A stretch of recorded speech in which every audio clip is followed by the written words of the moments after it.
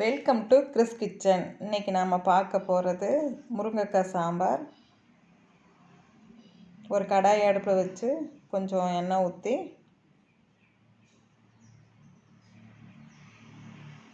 எண்ணெய் காஞ்சதுமே ஒரு அரை ஸ்பூன் கடுகு, ஒரு பிஞ்சு சீரகம், ஒரு பிஞ்சு வெந்தயம் வாசத்துக்கு தான் நான் போடுறேன். எச்சா போட்டிங்கன்னா கசக்கும், போட வேணாம், கொஞ்சமாக போடுங்க. ஒரு பூண்டை ஒரே ஒரு பல் தட்டி உள்ளே போடுறேன் வாசத்துக்கு. தாளிக்க வெங்காயம், கறிவேப்பிலை, 2 வரமிளகா.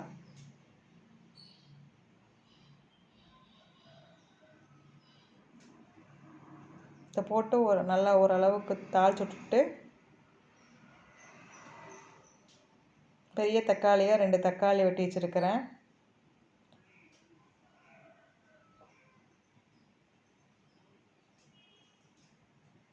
தக்காளி உள்ளே போட வேணும்.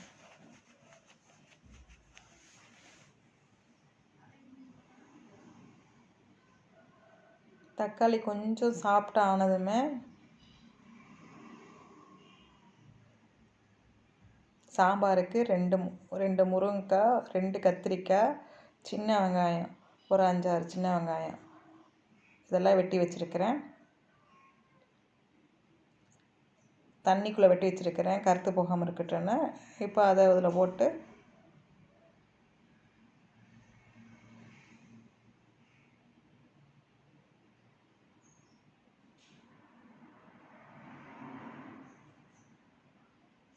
தேவையான அளவு மஞ்சத்தூள், உப்பு,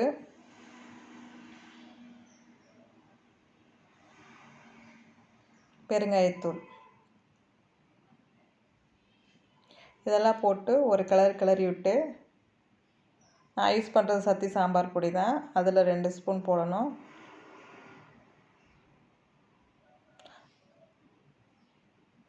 சாம்பார் பொடி 2 ஸ்பூன் போட்டு தண்ணி ஒரு சொம்பு ஊற்றிடணும். கொஞ்சம் கொதிக்க விட்டுட்டு, அதுக்கு முன்னாடி பருப்பில் வெறும் கொஞ்சம் மஞ்சத்தூள், ஒரு சொட்டு விளக்கெண்ணெய் ஊற்றி வேக வச்சு வச்சுருக்கிறேன் பருப்பை.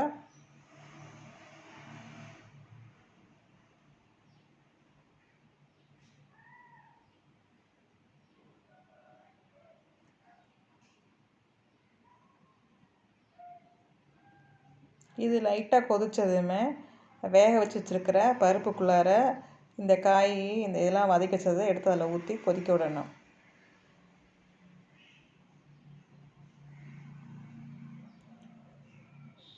புளி ஒரு எலுமிச்சம்பழம் சைஸ் ஊற வச்சு வச்சுருக்கிறேன். இந்த காய் நல்லா ஓரளவுக்கு வெந்து முடிக்கணும். வெந்ததுக்கப்புறமா புளியை கரைச்சி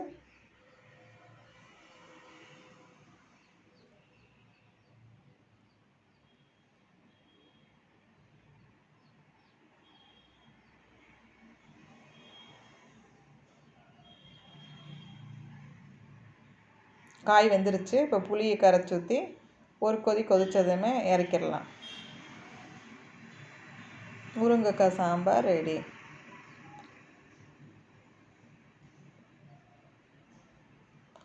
உங்களுக்கு இந்த இது பிடிச்சிருந்ததுன்னா லைக் பண்ணுங்கள், ஷேர் பண்ணுங்கள், சப்ஸ்கிரைப் பண்ணுங்கள். தேங்க்யூ.